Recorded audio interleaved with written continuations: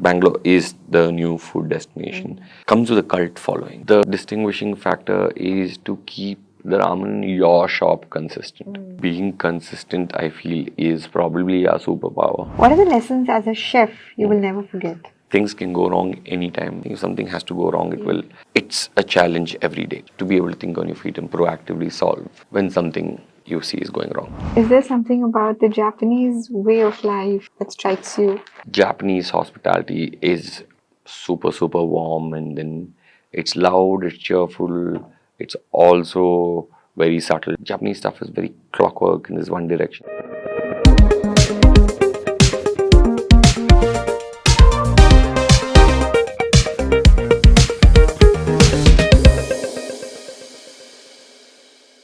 Today, in our studio, we have chef and entrepreneur Kavan Kuttappa, whose Eat Out at Naru Noodle Bar is a must-do on every foodie's list. His ramen bowls are one of a kind, and we get to hear all about what makes his offering so unique and so special.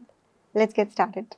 Kavan Kuttappa, it's an absolute pleasure to have you on our show. Thank you for having me. What does it feel to have your restaurant listed in India's top 50? It's great. It's been open for about 2.5 years now, and I think we were listed 1.5 years in, and it's honor to be listed amongst such big names, and I'm very happy to be there. Yeah.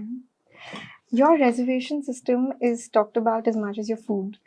More than actually, Yeah. which is the bone of contention. But yes, yeah, it's 120 seconds post 8 p.m. on Mondays and it's sold out. So, has your system or site ever crashed down? What are the challenges? Yes, the website has crashed a couple of times. I think there was this one time where I was doing, so I handle the reservations on the back end myself, and I think I was in Bali with a couple of friends, and I think the time gap is different. So it was late in the night, and everybody around was having fun, and then I was sitting on the computer, and that's the day it chose to crash. It was difficult, but there's also a lot of traffic in that 1 hour. Yeah. So the websites are usually used to a spread sort of, Yeah. the traffic comes throughout. This is everybody coming in on that one thing. Yeah. So yeah, but we made changes and now it's a little better, and we're constantly evolving the system. And nobody can build for, you can't build for this. It has to get there, right? Yeah. Because you're not building for Yeah. 6,000 people doing Yeah. on 1 minute. Yeah. So, is there any new plans to change it or something in the future? We're working on making the website a little more user friendly, as in, but it's a learning process, right? Things like you will see which days are already sold out, so you can go to the days instead of wasting time going beyond the things. We're constantly sort of evolving the booking system to make it more user friendly, basically. Yeah. And was it a conscious decision to just make it limited seating? I mean, do you make profits out of? Yes. We started with 8 seats, and I think I was very happy doing the 8 seats. Yeah. But it was a very tight space. Yeah. When I say tight, you move your elbow back and you hit the wall behind you. And while I liked it, and the whole, it fit into the whole scheme of things, I feel like having such a small space in Bangalore, people are not used to. In Bangalore, we're used to slightly more roomy spaces, right? And that's why a year in, we broke down, we made it 20. It's still small, but you have more breathing space. Yeah. So it's a little bigger, it's nice. Ramen shops generally in Japan about 4 to 6 seats. There are 4 to 6 seats also. There's about 20 seats is probably a mid-size. And then they're slightly larger. We're in that mid-size category. And I'm happy. I mean, it's working. But people have expectations, so how are you thinking about it? So I think everything has like a journey of growth, right? You see all these restaurants, and I use South Indian restaurants as an example that have been in Bangalore for decades, right? I just saw your podcasts on Brahmins, just driving here and listening to it. They've all started small, right? Yeah. They've grown to a size that they're now comfortable with. Yeah. And they're there. Can they open bigger, maybe more massive? Some people are. But if they found that sweet spot, they'll live there, correct? They'll literally live there because it's been decades. Yeah. We're still figuring out. I think this might be a sweet spot. 20 seats, yeah. Good. And what should one look for in a good ramen bowl? Balance. Okay. Balance. I think there's 5 components that come together in ramen, and even if one of them is a little off, it sort of comes out in the final bowl. Mm-hmm. And getting that right balance, I think, is important. So I won't say the noodles are important or the soup is important, but I think everything has to come together well. Yeah. What kind of emotions or how does it make you feel when you have a good ramen? Always happy. It's probably everybody's like, why did you pick ramen? Why did you pick ramen? My shortest answer is I like ramen. Yeah. But the long answer would be, if you had a little bit of turmoil, or if you just you sit down, you have a bowl of ramen, 99% of the time when you get up after that bowl of ramen, you are just satisfied. It's one bowl to rule them all. That's what it's from the Lord of the Rings. And what are the ramen etiquette that one should follow according to you? The first one would be to eat it sooner than later. Okay. It's not something we can have now while chatting. Like, we could have a cup of coffee now, but we won't be able to have a bowl of ramen. That bowl of ramen is made at that point of time to be best enjoyed. I keep saying this. A bowl of ramen is best enjoyed in the first 7 minutes. So you want to eat it fast. And the noodles overcook, the soup goes cold. There's multiple things that happen. But that would be the first thing. And slurping is okay. That sound is okay. It's not considered impolite or rude. Good to know that. Yeah. But if I could give you one thing, if you have a bowl of ramen, it'd come to you, eat it. Yes, fast. What was your favorite dish as a child? And what were your memories with your mom in the kitchen while growing up? Any fond memories? Favorite dish? Everything my mom cooks is great, pretty much. I think I've been very lucky to have a mother who can cook really well. She learned from my aunt and my grandmom, so it's just been passed down. Were you happy with most things that were given on your plate?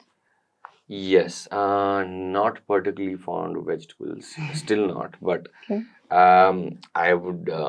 I feel my mom cooks meat better than she cooks vegetables. So it's a Kodava household, so that's expected, I think. But I used to eat a lot of curd rice growing up. I've spoken about it a couple of times. Yes. At your TEDx and yes. I grew up in a sort of area, and just the time around thing. Curd rice was my staple. So curd rice and meat is what I grew up on pretty much, and then forced to eat some vegetables here and there. But yes, there's a couple of times mom would make something, then she would have the stack of recipes collected from all the magazines, I think, all these old magazines, just the cutouts, and she'd burn them into one thing. I'd go through that. It was generally there somewhere, and then. But how interesting. Yeah, it is. So, like, I'd take something my mom made, add something to it, feel proud. But the real cooking only happened later. And how did your parents influence the success of Naru Noodle Bar? It's named after my dad to start with. Like, I think again, Narendra. Yeah. So mom calls him Naru. It's not Naru. It's Naru. Okay. And generally hear the name around. So when you start a business, you want to name it something either pertaining to the craft or the food, or something that has some sort of importance in life. This is a word that was just there, and I just picked up on it.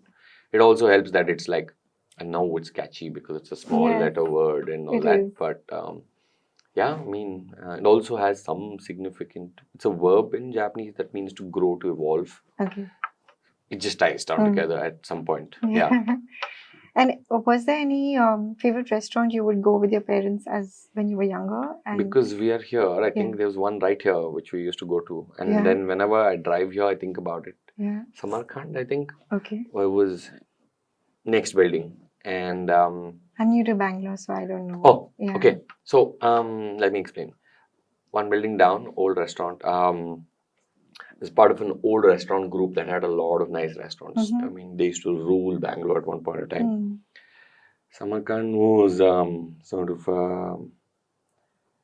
a Middle East inspired thing. They used to have a lot of Kebabs? kebabs, curries, kulchas, and then it was set like in a cave, and Yeah. it was like it was great. It Yeah. was great, and it turned out to be one of our favorite hangouts. I mean, we always lived in South Bangalore, Yeah. so if you had to come out far and eat, this is one of the places. Mhm. They had a really good khamiri ki roti. I still remember. Okay. Yeah, it's a very fermented roti. Okay. And one of the only places that used to make it, I think, at that point in time. Yeah. And what's your earliest memory of 2 minutes Maggi noodle? I think we had two cousins from Bombay. Okay.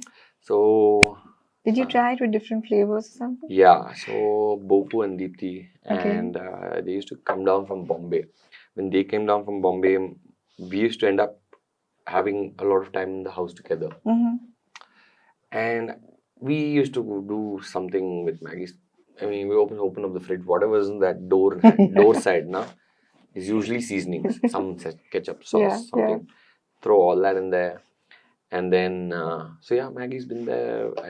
Everybody's probably has a memory of it, Yeah. but ours was this. When they used to come down, we used to go really crazy with it. Yeah, yeah.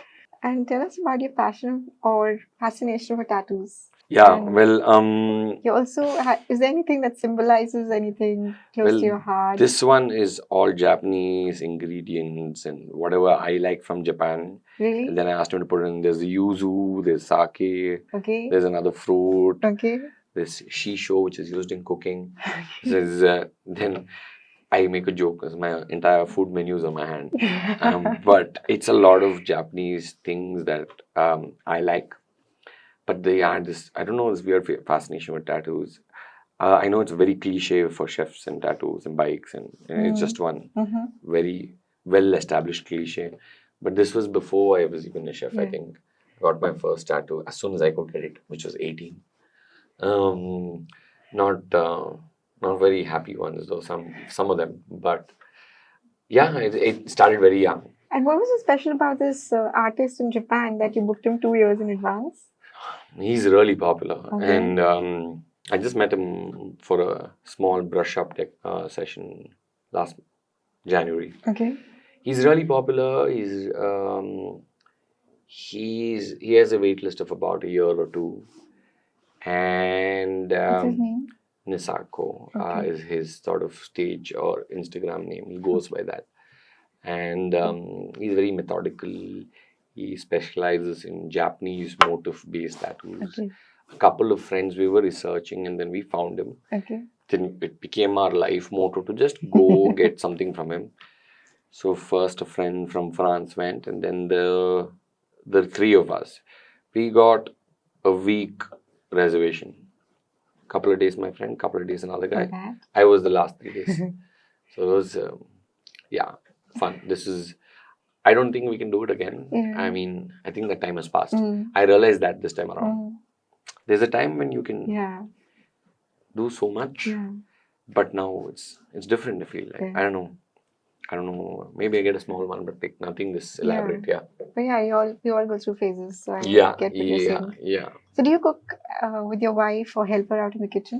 She says I never cook for her, but I do make breakfast at home. I know. Not every day. Okay. I don't cook at home every day. And there has to be like one thing. Suddenly in the morning I wake up and I'm making breakfast. Or I'm cooking a sandwich or a dinner. It's very light stuff. Okay. And what about your experience at 11 Madison Park? And what was it like to work with Chef Daniel Hung? Yes. So I was interning there as Okay. part of my college Curriculum? curriculum, yes. Yeah. And I feel like it was a very good, solid learning block. It was, I was working in, and it's still considered one of the best restaurants in the world. And I was there at the time they became they were just getting there. Now it's gone all vegan. The whole menu's gone vegan. But when I was there, it was like still a very contemporary sort of French-driven restaurant. And I think I was doing a lot of the menial work back then, but I feel like there's a big learning from just what is expected at that level. And you take small things that you learn from there, you know. Like, give us an example. You want an example? When you cut tape to label something, I mean, how would you do? You just, you know that Scotch tape, now you tear it, right? No, you need to cut it straight down in the line. It needs to be perfectly cut. You can't tag a box.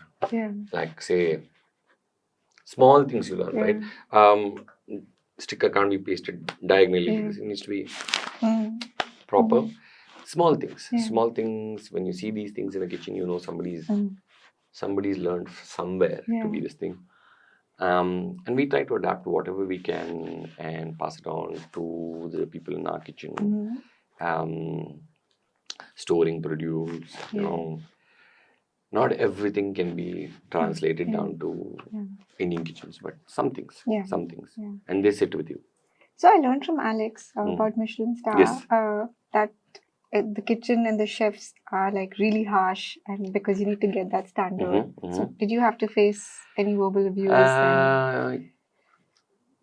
The kitchens are hard, yes. I got yelled at a bit because, you know, you've learned certain things a certain way, but then something else is expected of you. And there's always a learning curve, right?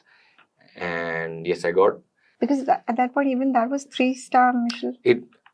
On my second day of internship, they hit 3 stars. So they got it literally while I was there. And then it was fully like, you know, blinkers on, very hard. But yes, there were times then I gotten like a solid, and I've gotten that quite a bit in my life. And then I tell now my staff that, I mean, it's that thing, no, it's very like cliche also. Oh, you guys have it easy. No. You should have seen my days, how I got it. It's those things, yes. Now kitchens are a bit much more better, friendlier. I mean, there's still days where you're upset in something, but there's no pot throwing, pan throwing culture. That never happened. I never saw it even. A little bit, but there's kitchens have come up a long way. I mean, they're way more civilized than it used to be. Even to the time that I was there. And then I don't know about the time before me, but I've heard it was much harder. So you also had a stint with Le Bernardin? So these are stages, what a French word called stage, where you go for a couple of days. You work in the restaurant, see how they do. Then you apply for a slightly longer time. So all these restaurants that you probably heard of is I did a couple of days working in them. All of them at that point of time were like the top sort of 5 gyms of New York. Correct. But this particular one had a very diverse seafood. Right. One thing I remember from that place is they used to have an octopus dish, and I think it's a longer tentacle, and they serve it, they slice off a side of it. I don't know, at this point of time, I was like, I'm from Bangalore, gone there studying. I don't even remember if I'd had octopus before, but that's the first memory of me having a piece of octopus. It was just charred octopuses. And then, so usually when you present something in these fine dining restaurants, you slice off an end. Usually the chef tastes it. It's it's called the chef's cut or something. So I was handed that over because I was standing watching. So that is my first memory. And man, I didn't think I'd like octopus that much. And I haven't had anything still, I think, that nice. But that's one of the memories I had. These are all very tough kitchens to be in. And as a boy who grew up around here, it's nice to just have been to all these places or even spent 2 days there. Now it's a distant memory, but it's nice to have been there, you know. Yeah, absolutely. So can you tell us something about why uncooked seafood or raw food is served on a bed of ice. Is there any science behind it? Well, I mean, depends on what seafood. Okay. Most like sashimi or Japanese cuts of fish are not served on ice. Okay. They are not even kept in like they're kept at an optimal temperature to be served, Yeah. and they're mostly served slightly chilled. Uh-huh. Oysters are served on Yeah. ice. It's just to maintain sort of freshness, Okay. basically, Mhm. right? Mhm. Seafood deteriorates, or any kind of protein deteriorates at certain temperatures. Correct. That's why the cold chain is very important, Okay. right? Mm-hmm. And sometimes this ice is used as a presentation tool Okay. to Mm-hmm. make it look nice. Yeah. But most seafood is kept chilled Okay. and served. You can serve them anywhere between slightly chilled to Yeah. not that chill. Yeah. So do you serve raw Yes. at Yes. Naru Noodle Bar? I wouldn't say raw. Mhm. We have a tuna dish Okay. that is essentially raw tuna, Mm-hmm. but then we add like a sauce. And Okay. the sauces usually have soy and some kind of citric acid and lemon juice. Okay. That kind of goes along with Yeah. it. It is raw, but it is also served with a sauce. Okay. In no way can you call it cooked, but yes, most sashimi is raw. Yeah. What about Momofuku with David Chang? Yes. I think that was the first time ramen became popular in US, if I'm not wrong. Yes. What did you pick up from there? So I didn't go to the ramen kitchen. There was a small tasting menu restaurant called Co. Okay. Now it's moved or changed. Yeah. But when I went, it was again a 10-seater. Mm-hmm. And they used to do like a full tasting menu. Mm-hmm. And fantastic experience. I mean, Chef David only came in towards the end during staff meal. I didn't get to talk to him too much, but that was a great meal during that time. Mm-hmm. That was another place, the restaurants, I think the reservations used to go up something. Yeah. This is 2012, Yeah. New York, 10 seats. And then that was a very hard reservation to get also. But it was a great, fun experience. That place, I learned how they can operate with very minimal spaces. Mm-hmm. You wouldn't believe how small the kitchen is. And the kind of food they were putting out from that size kitchen is mind-blowing. And then here we have space, and then we complain about lesser space. Even me, I mean, even about Naru right now, I've complained about my kitchen space all the time. Now we're comfortable. Now we get my kitchen is I think an anomaly, because at Naru, I think our back area is 3 times the dining area. Oh. You would never see. I don't think you'll. If you notice next time you go to a restaurant, see If the I get kitchen. a reservation. Any other restaurant also, but if you go to any restaurant, you look at the kitchen, you look at the dining. Usually, it's an opposite ratio. Ours is a different ratio, and Why is that? Is more room to move around? not more so move around. I think when you have enough space for a kitchen, then it gives enough room for you to create well and push out food. We just ended up with a larger kitchen on the back area because we added space later.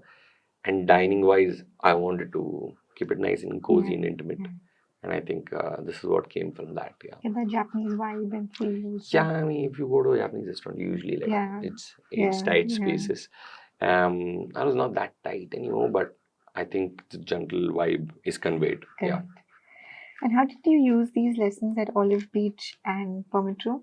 Yes. What you had in the US? I mean, obviously, because these are the first 2 restaurants that I worked in Bangalore, right? And I tell everyone working. How did you get along with Chef Manu Chandra? Chef Manu was great. I think he's been a mentor in so many ways. Yeah.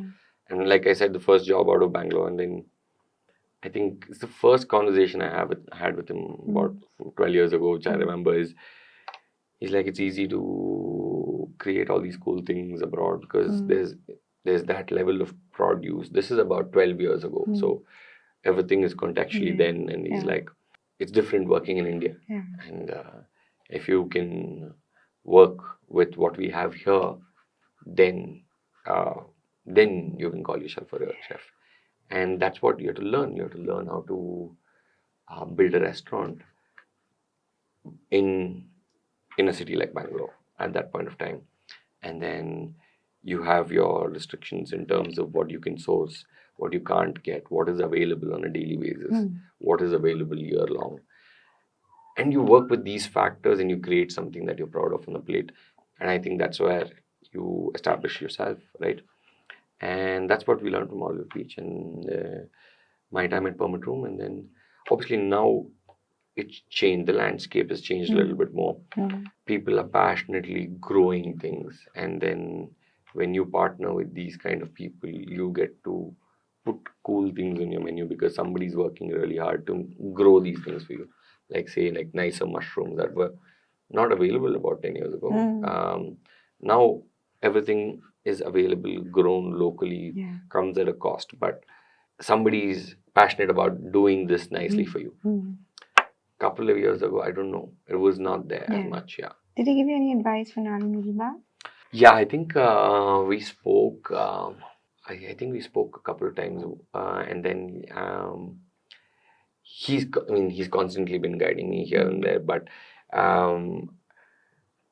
I think he said keep it small, as in as far as I can remember. He's like, I was like, it's very small. He's like, it's okay. I mean, you can do your thing, but generally it's been cohesive advice. I mean, if I've asked him, he's always been there. So, what are the lessons as a chef you will never forget from your culinary experiences that you've had? So much, but top 3. Things can go wrong anytime, so you need to be prepared for it as a contingency. I think one thing about running a restaurant, anybody will tell you is, I think is it Murphy's Law or something? If something has to go wrong, it will. Or one of those things. Every day is different. Every day something new can happen. There are so many pieces coming together, sort of in harmony, mostly, hopefully, to create something, right? So every day that one piece can need some attention, right? It could give from the place itself, it could be people, it could be ingredients, it could be vendors, it could be customers. It's a challenge every day. And I think thinking on your feet, being able to solve that and go ahead is what I would consider the first top things learned as a chef. To be able to think on your feet and proactively solve when something you see is going wrong. So are you stubborn sometimes? Am I stubborn? Yes. In your thinking when because I mean even back in the US where you had your small stints, one of the French restaurant where you worked, I mean they said that things work great if the owners are stubborn. So have you taken that? I mean, I think that has come inherently somewhere. Maybe I wouldn't. I don't think I've been like, hey, I need to be stubborn. It's just putting your foot down for some things. And when, I mean, it's a matter of a principle, right? When this, I mean, I'm mostly product person. So I think it's mostly when it comes to a product, when you're like, hey, this has to be like this. Otherwise, it doesn't go out. Correct. And that's all chefs. That's all chefs who were like, who have like, who performing at a great level. They have this thing, right? It has to be a certain way, otherwise it doesn't go, as in it doesn't go out to the customer. So being rigid about your product is definitely one of those things, I think, because if I hadn't been so stubborn about a product, the product wouldn't have been like that. And that's what I tell a lot of people that sort of talk about wanting to create something. And I've had this talk with a lot of people. They want to say start something new. They're focusing a lot about all the other pieces that work. But my first thing is product, let's focus on that first. And then everything else will follow suit. So, yes. So that's your advice to the young generation? Anybody in the restaurant, I think, focus on the craft. And what's the difference between working with chefs in India and in the US? I I think, let's say we're running this restaurant with 3 chefs Okay. in, or say 10 chefs in Bangalore. You can run a similar restaurant with about 4 chefs in say the US. The kitchen ethic is a little different. It's like it's like a more sort of More productivity. more for- productivity in that stipulated amount of time. Yeah. I feel that comes from generally at the Working. get-go, from Yeah. generally working your way up, Yeah. and then multitasking is much more efficient. Obviously, they're also paid by the hour, so it's a little different. And Okay. then here, uh, kitchens are now performing at very similar levels to what, but back in the day, the the labor pricing is different, so there is a little bit more option of having a few extra people on payroll and having a few more people to do specialized tasks. But there, people are short, and then you have to run the kitchen with 3 people. You have budgets to meet, so it's a smaller team, and there are more. Every minute counts. You don't sit down. Yeah. Here, I feel is a slightly bit more relaxed kitchen, but Right. so again, I'm talking about a few years ago. Now kitchens are optimized, running efficiently, performing or maybe outperforming some of the kitchens abroad. Yeah. So, Kavan, when the lockdown hit during COVID, how did you feel when your takeaway was such a hit? It was nice. I had something to do. Yeah. Yeah, I was very busy during the lockdown. Or I felt I kept myself busy. Yeah, it was a lockdown baby. I was born in the lockdown, in like the middle of it, and it was fun. When you recollect, it's like there's a lot of packaging because this ramen has about 8 components. So I was spending a long time packing it and a long time cooking it. But I kept it only one day a week. Okay. I just used to do 60 portions one day a week. And I was happy. I was like, okay. And I used to do it alone, and I was doing it at home, and it's like difficult to cook commercial quantities at home. Yeah. True. So, when did these pop-ups happen, and did you? What was your experience with that? Did you create any interesting dishes? And did you experiment with any other cuisines? Oh no, ramen's been mostly what I've been doing for the last 3 years, I think. When you talk about pop-ups, I'm not sure. So the pop-ups are all ramen based, and I think the pop-up started right after the takeaway, when this second lockdown sort of lifted. Akila, who's the owner of Courtyard, which is where I am right now, she said, "Hey, you seem to be doing this. Why don't you try and do it as a pop-up where you get to feed real, like in person?" And then I was tired of packaging. Like I said, I was very happy to just put food into like ceramics, like it's meant to be, into serving bowls. And that's how it started. And that really sort of showed me that it's possible for you to do this on a scale that works. But you have to understand there were so many, the pop-ups were great. Yeah. From pop-up to even opening an 8-seater restaurant, there's a lot of thought that went in. You see a lot of restaurants opening now, which is like small chefs are opening restaurants. I think Bangalore. I mean, so many people have said it over the last couple of weeks. Fighting from you.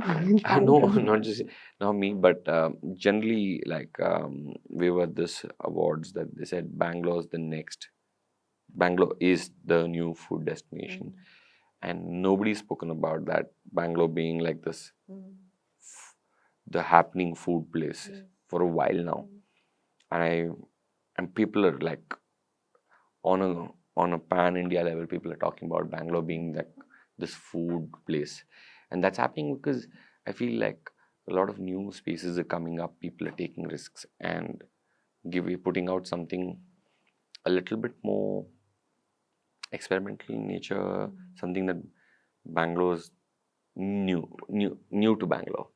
And then most of these places I feel like are from people who create the product themselves, chefs come owners, and that has resulted in products, the focus being on the product, like we spoke about before, product oriented places, and that's being noticed, and Bangalore's been put on the map.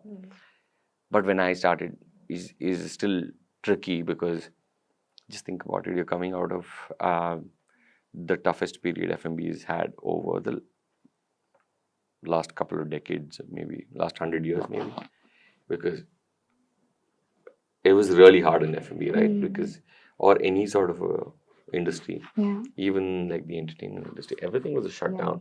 You come out of this, people are still scared to come out, go into spaces, and you want to open a unique sort of ramen noodle bar, which has no dishes that you're generally familiar eating in Bangalore, or like none of the same carbs, none of the same things. There's only one main course, the small menu, it's 8 seats. Will people come?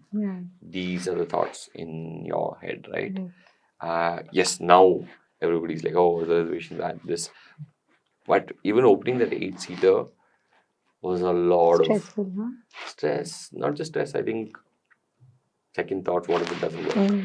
And you go right from day number 1, we charged for a reservation. Every seat was paid for before they came in. Who does that? Like, and it worked out. Big but risk, but it worked out. It is. I've had a lot of phone calls when like, I don't know what I'm doing. Will it be okay? That self-doubt is in a way important to push yourself to do what you need to do. And I still have it. Even when I opened and made it a 20-seater, still doubtful. But well, we're here. We're okay. And, we are more than okay. Yeah, I know. And but it's nice to have that thing, and it's so when somebody new is going through that phase, it's very easy for me to like step in and be like, hey, no, you'll be fine. Do it. What's the worst that can happen? And I think that's where Bangalore is right now, and we're coming out with really cool stuff. Yeah. Do you want to talk about it? I mean, yeah, so many places. Nenapu, Juni's Bakehouse, Gorilla Diner, Fervor, which opened last week, Fireside. These are all places that are not regular run-of-the-mill Bangalore places. Chef Karan's just cooking such great food. He's opened up part 2, which is right above Beer Club, and all these places, like, these are not places that you would see in Bangalore 10 years ago. And I think now finally you're like, hey, we have options to go dining. Where do we go? And this is like the new rise of Bangalore, I feel, and then it's here to stay. Do you think we are outbeating even Goa? I mean, Goa's great. I mean, they have beaches, so that's something that we can't build here. But in terms of a diverse offering, I think Bangalore is on the rise. I'm not saying we're on top. I'm saying we're growing, and we're finally we're in the same line as Bombay or the other metros. We're in contention. We're in contention. We're in the top contenders. So it's a good place to be. I agree. And any takeaways from your collab with the Courtyard Food Project or Soka that drove you to build your own venture? The Soka collab was a new property they were trying. They were doing, they call it the Sunday rituals. And I think it was last May they started doing it. And then they wanted me to kick off the pilot project. And so we did a small sando pop-up, and I think it was very popular. They're just finishing a year of this IP right now. Naru was already there when we did the Soka pop-up. It was just get out of your kitchen, do something new one day, and then Soka was a great place because that's another fantastic place. So there's this whole set of bars now changing the landscape. I just spoke about the food, but everything else that's happening in the parallelly in the F&B is both things, right? But say Soka, Spirit Forward, La Lingala, all these new bars coming up. That's also adding to this whole Bangalore, putting Bangalore on the map. And Soka was great. I mean, they're doing this, and there's been so many other chefs that have done it over the course of time. And it's a great IP to have somebody come and cook something for like half a day. So that was fantastic. Not one for too many pop-ups, personally. But if it's nice and it's fun and if it makes sense to me, I'll do it. Yeah. Right. Have you visited other cities also, giving a taste of your cooking or pop-ups or anything? Yes. When you're building Naru, before Naru was brick and mortar, I think while I was still doing my takeaways, I did a couple of pop-ups. After the courtyard pop-up, I think I did Hyderabad. Okay. Because there's a friend who was curating experiences in Hyderabad. He's a good friend. He's like convinced me to get there and do it. Then we did Sapa, I think Meso. This is all long ago when I was cooking alone. I used to just cook, pack everything, or all the utensils, drive myself, do the pop-up, drive back. It was different days then. Bombay, we did a pop-up at Veronica's. I think it was there for their first anniversary. Okay. We've got a lot of interest for pop-ups for Naru in other cities. But like I said, I shy away from most because we want to focus on what we're doing here also. And hopefully at some point, Just curious, how difficult or profitable is it to run a tiny eatery which is high in demand? So when I've spoken to, say, industry people who've had, say, there's a restaurant that has 15 outlets, right? There is added cost to maintain these 15 outlets. Correct. When you're at one outlet, say, we don't have a restaurant manager even now. For example, right? We don't have a full-blown office team. Okay, saving a lot of money. Corporate structure at when you have 15 outlets is you spend for that corporate structure. So margins also go there, right? So what one friend of mine who runs a big chain, he just recently told me, he said, when you're that first outlet, Kavan, you're going to see decent margins. As you open, I mean, there's still money, there's still very good money, but you'll see that the bottom end it thins out a little bit because you need to set up this whole thing, and there's a lot more to manage and run. So yeah. I mean, small business. If you're doing well, I think it's a good place to be. You make deepest and tastiest broths. How did you learn to make them? Were you fascinated with them even as a child? Yeah, broths. No, it happened. We spoke about Love with Madison earlier, right? So when I was at the back end doing all these small things, one of the things I also used to do is start the jus. Jus is a French sauce. It's like probably it's like a very reduced bone-based sauce. It's usually served with a piece of protein, and this will be one small spoon of sauce. And how you do it is you start with a lot of bones and water, and then you keep reducing. So you start maybe with 10 liters, and you end up with like maybe one small pint of thing, 400, 500 ml, and it's really intense in flavor. There's a lot of aromatics and bones and water goes into it. So I was in charge of that, making sure we started in the morning, um, during the day, like keeping it clean. Then in the night, you sort of strain it and you pack it and you make it into boxes. Okay. I think it started there. I feel like somewhere, But what gives it that consistency, that gravity? Is it?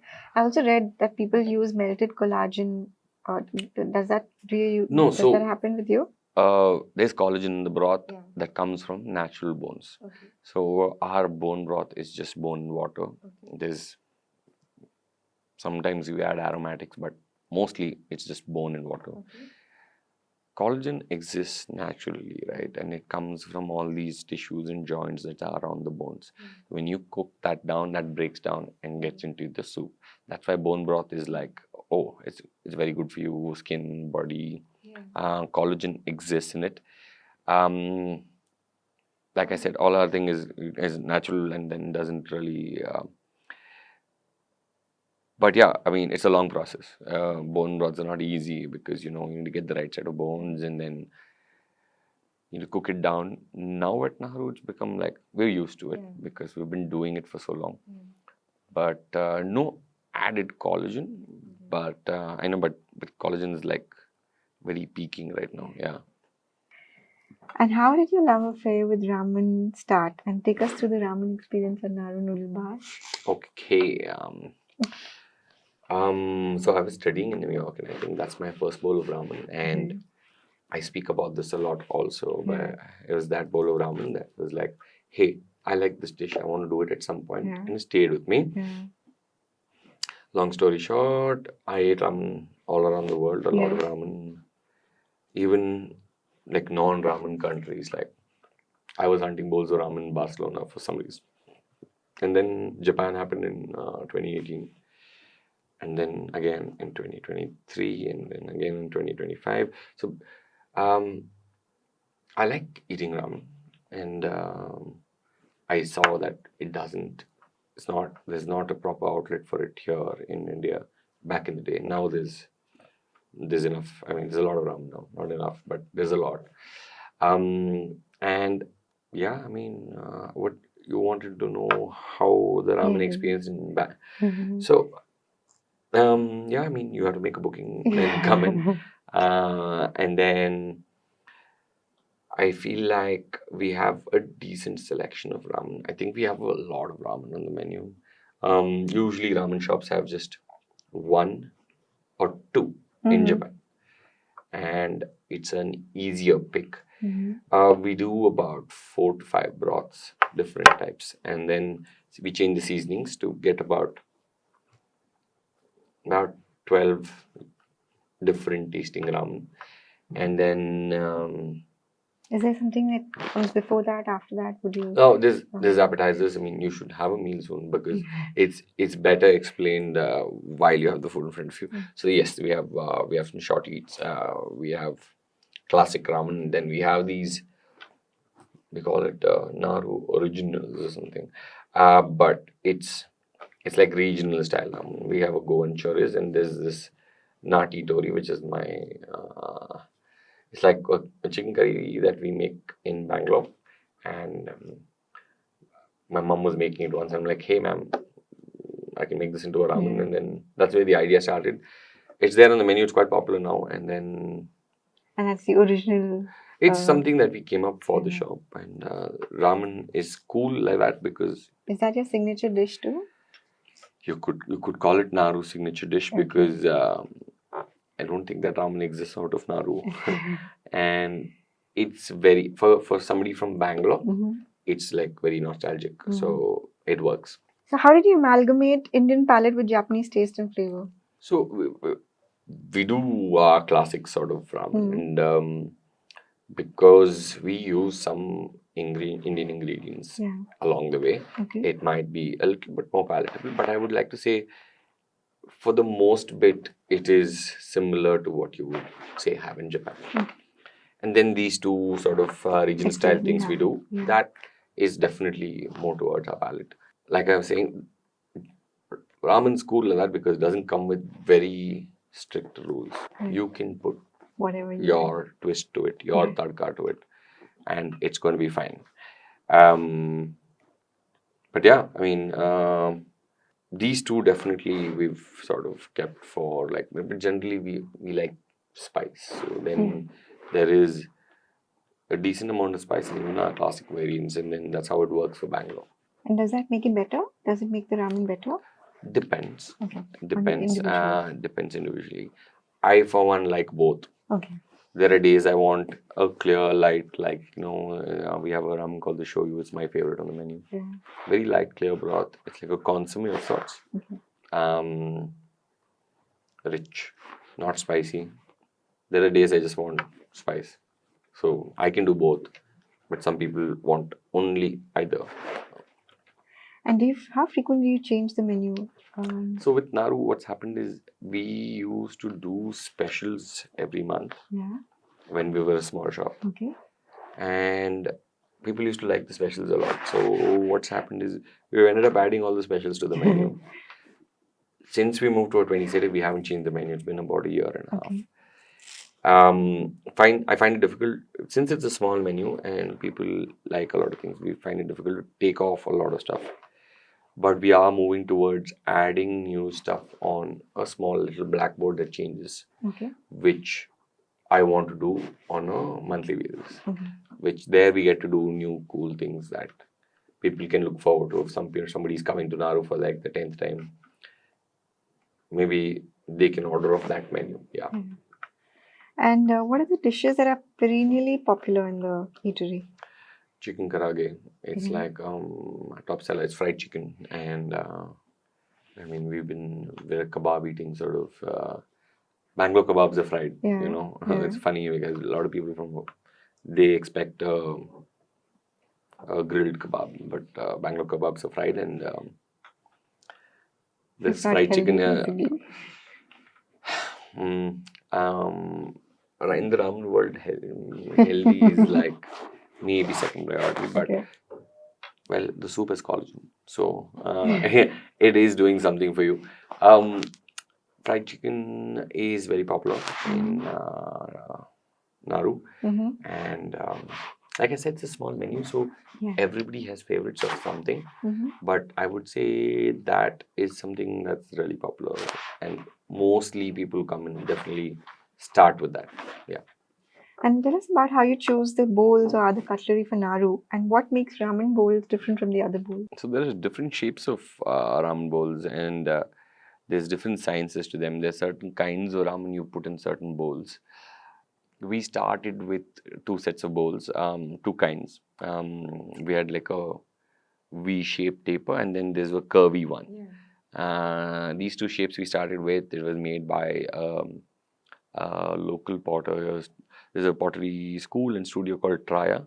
They made the first set for us, and that's a couple of years, and the bowls are still going. Recently, one of my trips to this thing, I located a specific company that makes ramen bowls, and they're like, that's their prior. I went visited them. We got some custom bowls for Naru made. So our bowls now say Naru in Kannada on the bowl. You'll see them either when you're halfway through your soup or you finish the soup. The small little text on the bottom. These were made by a specialty shop in Japan. And ramen bowls, yes, they're thicker, and ramen kitchens are usually small, so they get moved around a lot. So they should be anti-chip, so the edges are more hardened, and they generally come on sort of a thing, so heat dissipation is a little less. They should hold heat better too, so that the soup is hotter, and generally sturdy, more, and the shapes also differ. We've again kept to two shapes now. V and U. Yes, almost. Yeah. And how do you plate it? Are you very meticulously like plating the ramen? What are the essentials that go with it? With a bowl of ramen, I think there's a certain sort of assembly procedure that you follow. Ramen soups are not seasoned beforehand. They're seasoned just before serving you. So there's the seasoning salt element called the tari. There's a soup. Then there's noodles, of course. And then there's a fold. You fold the noodles over, create a sort of a bed for all the toppings to go on.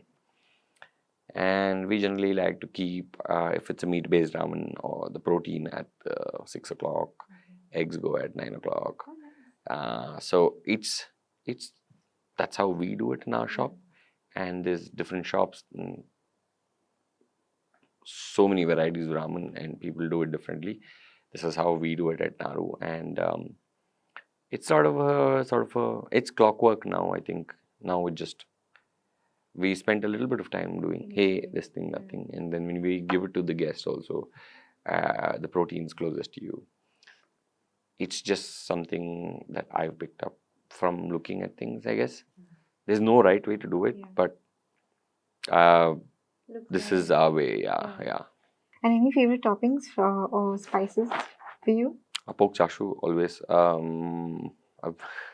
Pork chashu is just pork, probably slow cooked, and maybe usually sometimes rolled into a log, or just like a cut of meat.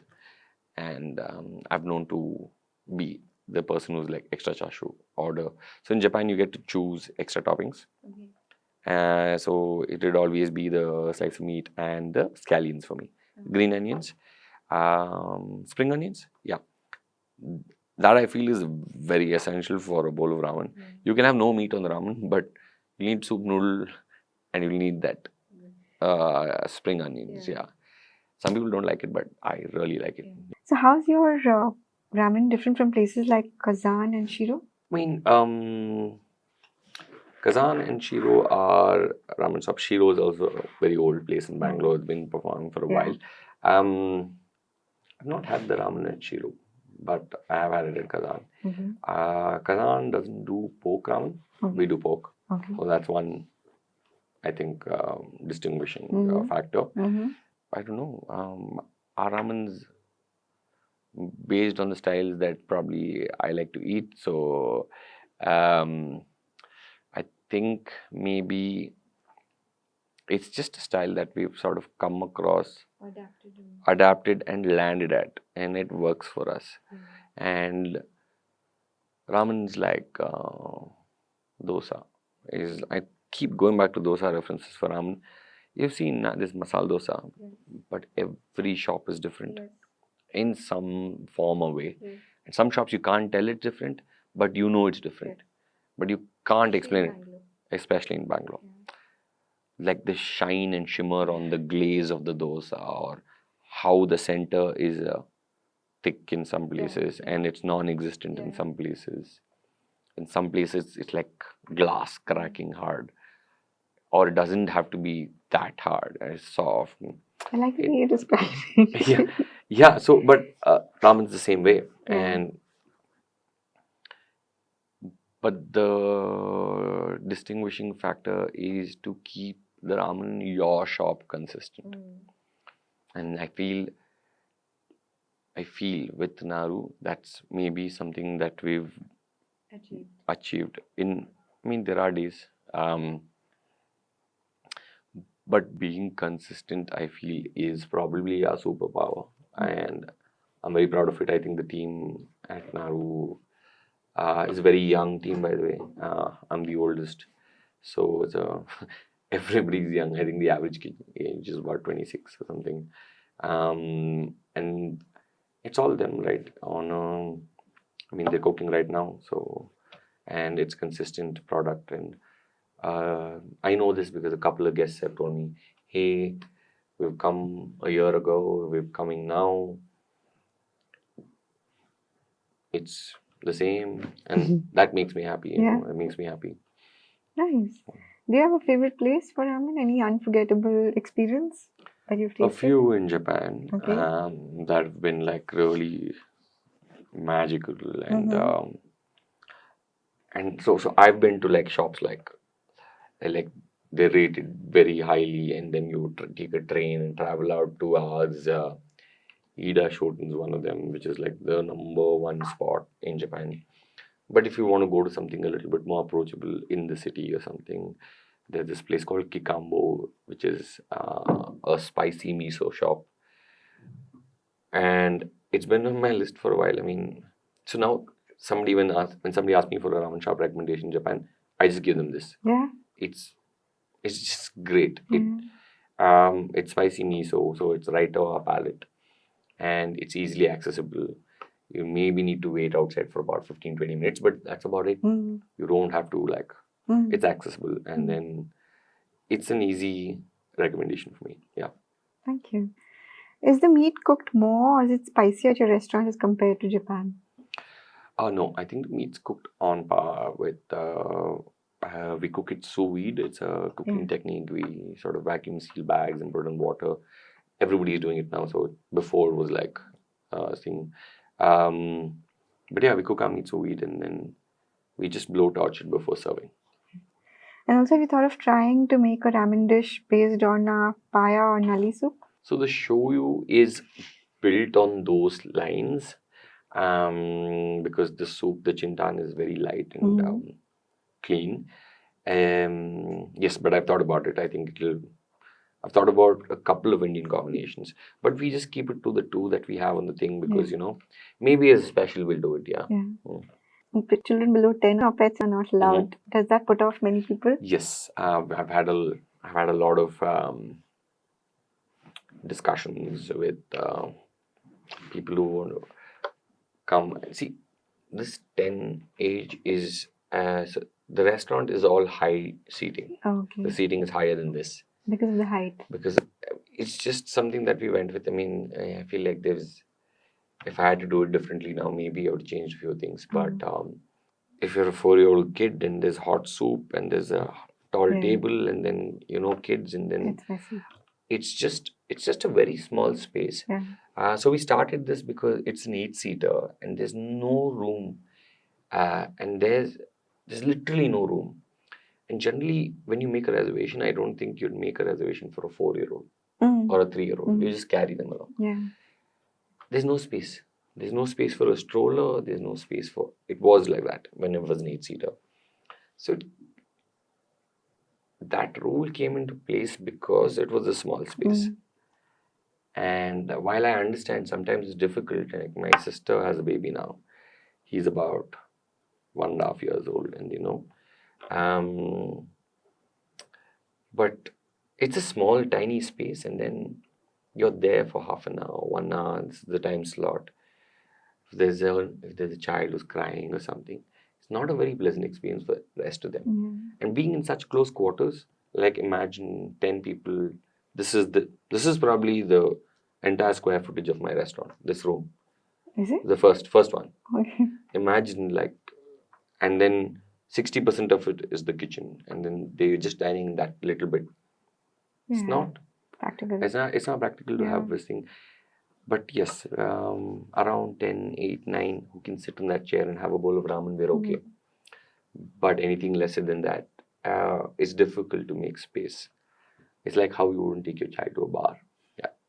Do you have plans to branch out outside Bangalore or any franchisee? Not at the moment. We have a lot of peaking interest for Naru franchisee models, especially from Hyderabad. But at the moment, we're just trying to keep it to this brand. We want to sort of figure out what we're doing, set it in stone before we branch out to anything. Yeah. And do you source a lot of your ingredients from Japan?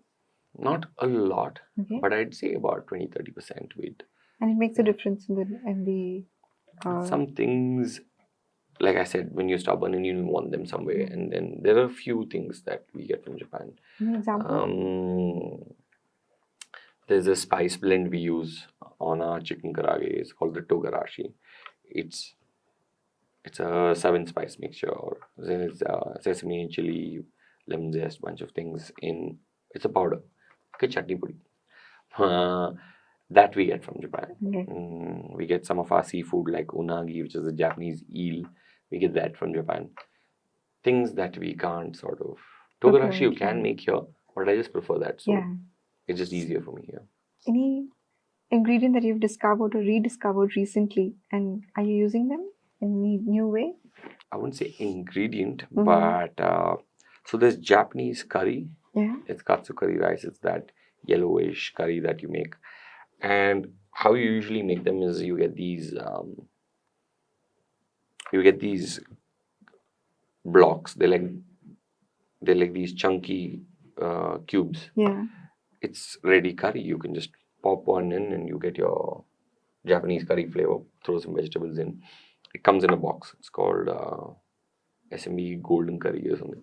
So it's these cubes which are curry made into that cubes. So we've been contemplating doing like a curry ramen. It's the most requested ramen, katsu curry ramen. But we want to make the curry at home. So we're making these things in-house. So, I mean, this is also a Japanese ingredient, but we thought we'll make it here because, I mean, curry technically was something that the Japanese borrowed from us and brought it back to us, which is the same flavor you get in your Maggi curry masala. Yeah. So that kind of a profile we're trying to develop in-house. So that's something that we used this before, but now we're doing this. Yeah. What about the seasoned oils like pepper, chili? Do you source them also? And what is the ideal combination? We make our oils in-house. We make our chili oil in-house. We make another coriander oil in-house. Mostly, I mean, these are simple infusions we can just make at home. The base is the neutral oil, and then we flavor it with what we need. Yeah. And what kind of noodles do you prefer to use in your? So different broths go with different noodles.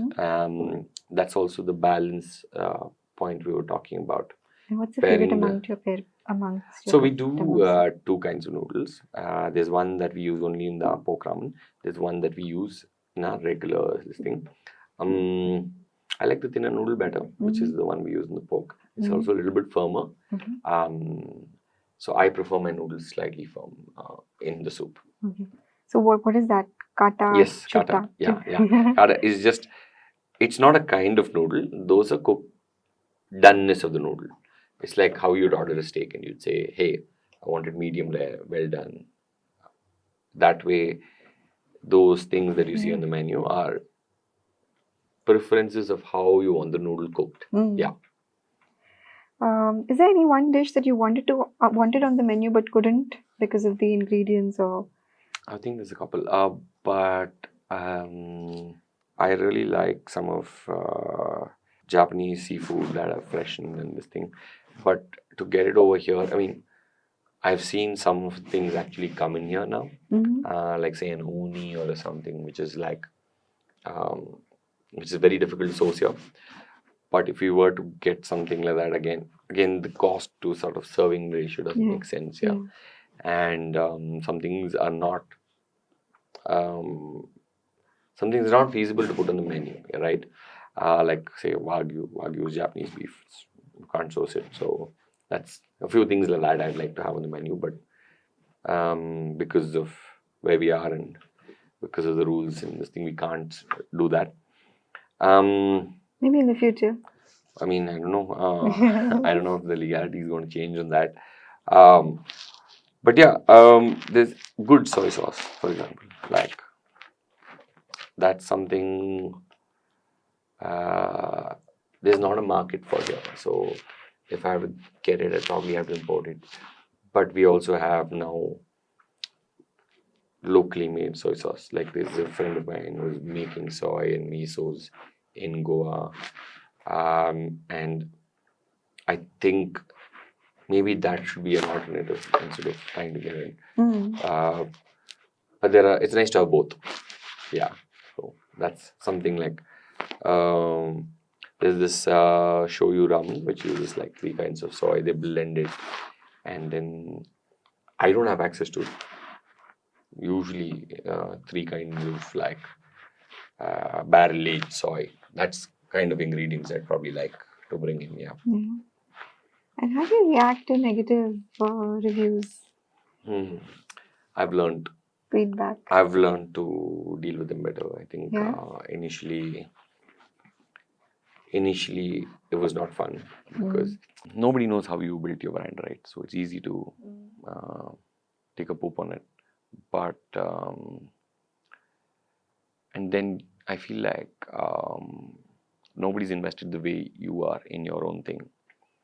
So when somebody criticizes that, you're going to react the worst. So I feel now I step away and then try to look at it as a third person who would be talking about it. Yes, then now I'm a little bit more better with handling criticism, and most of criticism is just like, but India is also a hard place to run a business, you know. You'll see, I mean, social media is just like, it's easy to just say things and walk away, and then there's no consequence. But yes, I've learned to be more cheerful now. Great. Is there something about the Japanese way of life, business, or the way they do business that strikes you? Of course, so many things. I think Japanese hospitality is super, super warm, and then it's loud, it's cheerful, it's also very subtle. Depends on where you are and what you're eating and what you're doing. And Japanese stuff is very clockwork in this one direction. There's no other thing. It works because the publics also love that. And then it's easier to sort of coexist. Here it's a little different, but if you ask me what I like about Japanese, there's so many things, but you know, I really like that warm towel you get in starting, you know. It's for your hands. It's something that a lot of places do, and I think now it's sort of slowly moving into other cultures also. But if it's the first touch point when you enter a restaurant, you know, it's just nice and warm, and like it's a feel good factor. Yeah. Absolutely. And what about the toilets? Oh my God. Maybe we can do a whole podcast about it, but I am really fascinated with Japanese totos, no? And that's my. Are you going to have it in Naru Noodle Bar one day? So Naru doesn't have a restroom. The restroom is a common restroom outside, but if there was a thing, definitely, yeah, because like a lot of people like, oh no, my dream is to have a restaurant with a Japanese toilet in it. It's a game changer. Yeah. How is it different using a Japanese chef knife compared to others? And can you recommend a brand? Japanese chef knives are just mind blowing. Yes. I mean, so they're smooth. just well made. Yeah. I am guilty to having bought too many, and there's like so many. I started using a new one, so I've started using all these knives that I've just kept. Like, you know, I recently picked out one, and it's such a joy cooking with it. You know, it makes you want to cook a little more. And I mean, some of these knives come with like, they're very sort of, they're not delicate, but they're not as sturdy as the German or Western knives. Yeah. And they're cut very thin. The bevel is very different. Without going into very technical details, it's just a great knife. But you need to have a stone at home to sharpen it. It's a whetstone. We use it in the kitchen, and I sharpen my knife. So a Japanese knife is sharp, but it's not going to stay sharp forever. So on regular usage, some people sharpen it maybe every 2 days or every day, you know. But a sharp knife is just better cuts. And any brand that you would recommend? I don't think these are available in India. Yeah. But for somebody who's starting off, I think this is a brand called Tojiro, which is made in Sakai. It's a very entry level sort of brand. It's a great brand to start with. Yeah. Thank you. There's one place in Japan that is really close to your heart. What would it be?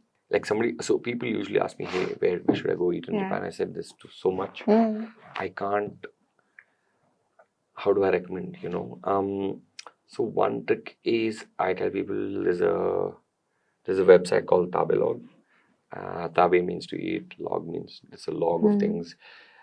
That website was not as user friendly as it is now, but it is now more user friendly, and you can put in what cuisine you like, and then it'll show you. And that rating system is a little different. Anything above a 3.5 or even 3.4 is great. Yeah. So yeah, I mean that's their scale is a little hard. The fours are probably very difficult to get in. I've eaten at a few, but it's very hard. So yeah, I mean, too many places. But I think Sapporo was really good for me this time because I went skiing, and then all the top sort of produce for Japan is grown in Hokkaido. So they're just naturally very blessed with a lot of good things. So usually people do Tokyo, Osaka, Kyoto, and then that's the three things, and then Yeah. that's probably good Hiroshima. for the Yeah. not even maybe second trip or something, but I would put Sapporo on that list. It's a fun place to be for everything. Yeah. Thank you. What are your thoughts on incorporating AI similar to how Japanese restaurants in Japan have started using? Do you believe implementing the same technology? How have they used it? So if you can, So basically the digital thing, right? There's no serving like we were talking yes, about okonomiyaki. I think AI is already prevalent in our own way. When we order at Bob's also, it's like you don't have to see a menu, you don't have to call somebody, you just order it comes to you. Yeah. I think that way we're very streamlined with how the order is taken and travels through the kitchen and comes back to your table. Yeah. And I feel like slowly we are seeing things. I saw this KFC's now gone to the screen ordering, which was not there a couple of years ago. I think generally we have sort of we have people. I think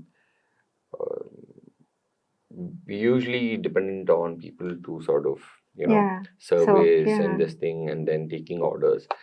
Now with this coming in, I think it feels a little bit more. It works for some sectors, but at some levels, people are expecting sort of a personal experience. So how to balance it out is, I think, key.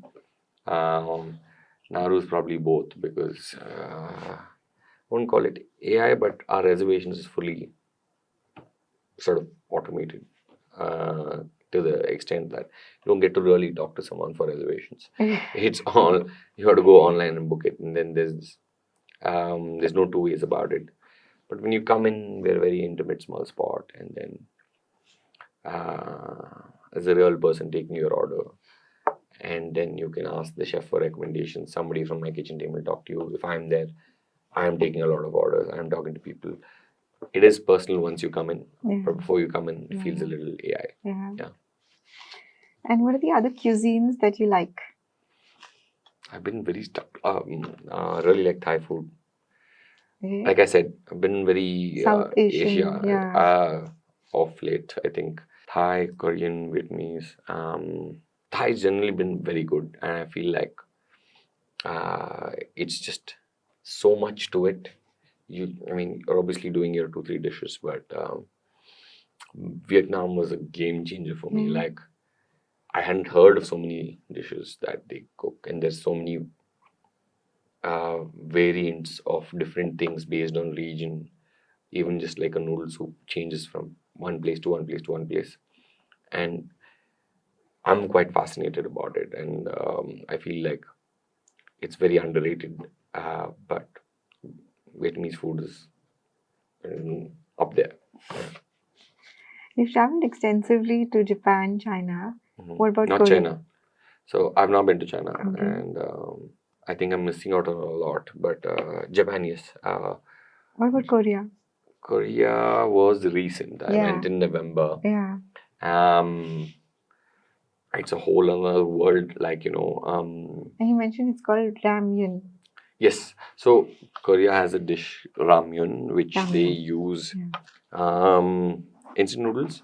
So they cook instant noodles and then they present it in different ways with maybe a different broth and some condiments. And you can make a kimchi ramyun. But the base idea is they're using instant ramen to make the noodle, to make the dish. But like Korea has so many native sort of noodle dishes, and quite a few of them surprisingly being cold noodle dishes. And I got to try a couple of them, and like I said, it's something else. So there's so much noodle culture around this part of this thing. Ramen is just one of them, and then there's 100 types of ramen. So it's a lot. It's a lot, but yeah. What's your take on the popular buldak? Is it buldak? Bullock is I think is the brand. Okay. Shin Ramen, I think, is like the company. Okay. My knowledge to this sector of instant Is limited. ramen is very limited. Okay. But what I do know is my spice tolerance is not very good. So some of this fire, extra fire, double fire, I can't do because it's unbearable for me. But I've had a couple of ones that are nice. I think there's the yellow packet that's supposed to be very good. Yeah. Okay. Is there any other food culture from around the world that you're inquisitive about and interested to know? A lot, actually. I mean, South America is what I'm completely oblivious to as a food culture. Like, I've been meaning to get to Mexico at some point in time, but Mexico City also, and I've just not ventured that side. I'm still just like, but there's so much still left in Asia, I think. But there's like, if there's any country with even a resemblance of a food culture, I'm happy to be there and explore it. And most of our vacations are just where to eat, where to eat, where to eat. In the middle, maybe look at something. Yeah. Any book that you recommend? Yes, Unreasonable Hospitality by William Goodara. It's like become a textbook for people that run restaurants or a part of restaurants. It's even a good read if you're not from the industry. Okay. It's what goes into sort of running a space and running it the right way. That's a good read, yeah. And what were your learnings from chains like Ippudo, Ichiran, and Mensho? And is there anything that you adopted in Naru from them? Ippudo, Ichiran are massive chains that are very successful, and that's probably been the biggest sort of export out of the ramen industry from Japan.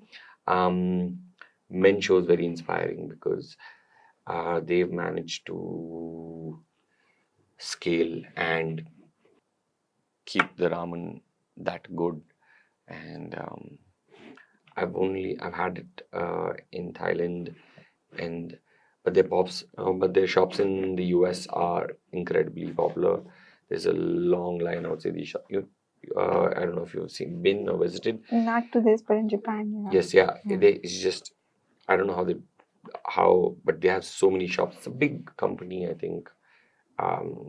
It's run with product first, and every shop you go there, they talk about where they're getting the produce from. It's ramen done well, and I think they're also doing decent scale. So that's very inspiring.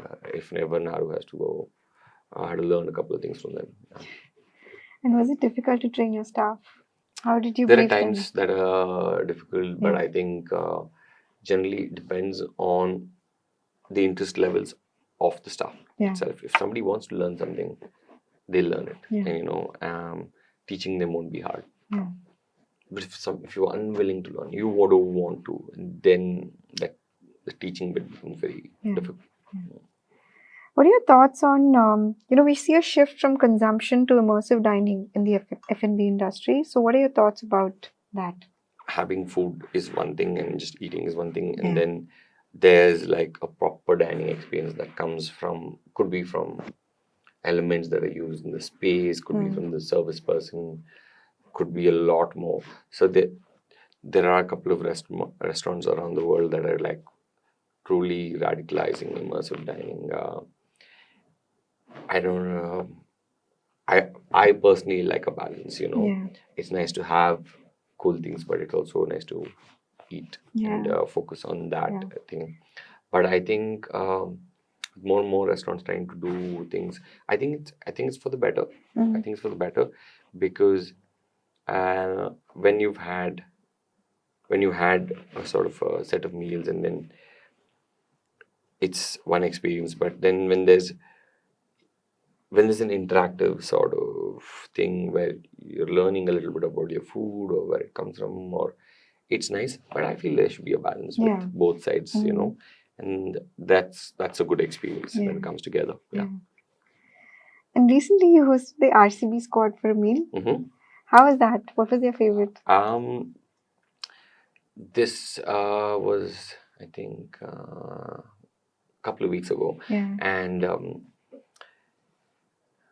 it was great. I mean, they usually they're there when the match is going on and this thing. This is the RCB women's team won the World Cup. So I mean, won the IPL last time. So they're here. They were here. I think they really enjoyed it, and then it's nice to see bowls coming back empty to the kitchen, and I think that was achieved. So we're all happy.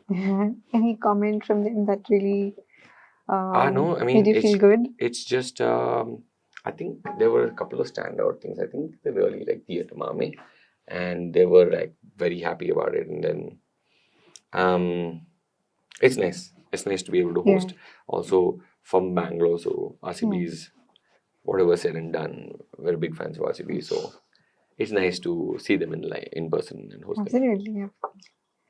What will the ramen industry look like in 2025? What do you think? In 25, Like this year? year, yeah. I mean, in future. Why do you think it's still booming in countries like US? I thought it boomed while I was in the US. Yeah. When and there was a boom. I think this is about. It still is actually. It still is, and it's a very popular thing. Yeah. I think it's to do with the dish itself. It comes with a cult following. You know, some people like ramen is just like really like it, and then the dish is like that. And then for something that's just noodle soup, immensely very popular world over, for it to like create this kind of buzz and actually hold it, and over the last 10 years, 12 years, and I mean, it's just coming into, I would say it's just started here, you know. So, I mean, I see, because of the place I'm in, I see a lot of ramen opening up in India, and I think this is just the beginning, right? And generally, it's good. It's good for the ramen culture that more places open up, and you have different types of thing to try from, and then there's so much more places to go to. But I think it's only just starting, and then you should expect to see a lot more happening with this dish. Yeah. And do you keep yourself updated with the latest trends, ramen trends? Like I read about fusion dishes to new styles and toppings, plant-based broth, flavors like Delhi ramen, like Jewish inspired, potato milk. What do you think? So this ramen new sort of fads that come up are like, it's a long list, right? Well, there are takers for everything, but some things, I mean, like, say in India, it's difficult. Maybe it might not work. There's one thing that went really viral was a soft serve cone in the ramen, like a small cone with like a softie in the ramen bowl. I don't know. I mean, I can't comment on it because I've not had it. Maybe it works, but. But are you the kinds with fusion or just the authentic? No, we are doing fusion. I mean, like my mom's chicken curry is not ramen. It's like it is. It's something that we brought together, and so like I said, ramen doesn't have rules, so it's easy to do all this. And it's accepted. But I've heard about. So if you had something in a soup format, right, it can be thought of as ramen, right? So a lot of people could do matzo ball soup is probably what that other soup was inspired by. We do a plant-based ramen. We do oat milk though. Okay. But that's just our choice, our preference. But there's a lot more. Again, there's a lot more you can do with it. Yeah. And did you come across anyone who hated ramen and then you changed his mind or her mind? Yes. With your. But there's people I couldn't change also. But that's just the nature of the game. But there's a couple of people who just had this stigma attached to ramen, and they've come in, they've tried it, they found something they like on the menu. It takes a try, you know. And there's some people who like refuse to eat a bowl of ramen, but they're still sitting at the restaurant and having appetizers, and they really like the short eats, so they fill up on the short eats and then completely skip the ramen. I didn't make sense to me initially, but like now I understand. I mean, maybe it's not for everybody. Yeah. Do you have a sweet tooth? Yes, a massive, massive. What's your favorite? I mean, for lack of The cheesecake in your menu? on my menu. Okay. The cheesecake is really nice. It's made for us by Maki Patisserie. It's a small bakery in, not small now, they've added a floor of dining. So Maki is in Indranagar. They make the cheesecake for us, and the double chocolate cake also is really good. It's made by House of Sapor. So we have 2-3 desserts, and I like quite a few of them. But sweet tooth, if you ask me what my favorite thing is, probably that Royce Nama. Yeah. The Ghana bitter is like, I was introduced to it very late in my life, and it just stuck. I don't get to eat it often though, because that box it just gets over really quick. That's my favorite too. Yeah. Okay. I mean, it's just easy chocolate to like. Yeah. Because it's so, you can't stop. I don't get too close to box anymore. Yeah. And do you pray? Yes. I'm not very religious. Yeah. But I used to pray maybe a little more regularly. Now it's more of a, hey, hi, hope everything's all right. Yeah, like that. It's a little bit more informal now. Yeah.